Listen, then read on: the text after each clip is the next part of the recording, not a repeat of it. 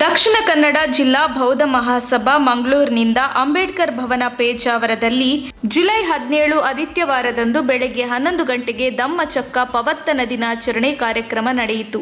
ಧಮ್ಮಚಾರಿ ಎಸ್.ಆರ್. ಲಕ್ಷ್ಮಣ್ ಬುದ್ಧ ವಂದನೆ, ಧಮ್ಮಚಕ್ಕ ಪವತ್ತನ ಸುತ್ತ ಪಠನ, ಧ್ಯಾನ, ಮೈತ್ರಿ ಧ್ಯಾನ, ಧಮ್ಮೋಪದೇಶ ಮಾಡಿ ಧಮ್ಮಚಕ್ಕ ಪವತ್ತನ ದಿನದ ಬಗ್ಗೆ ವಿವರಿಸಿದರು.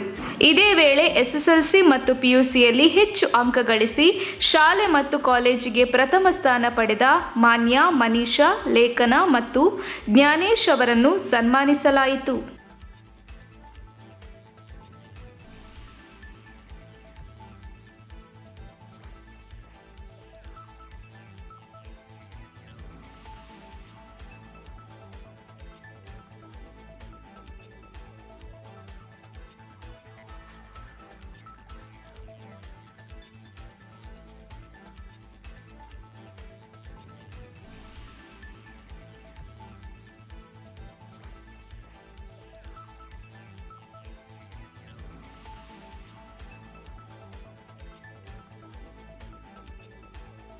ತಕ್ಷಣ ಬೇಕಾಗಿದ್ದಾರೆ.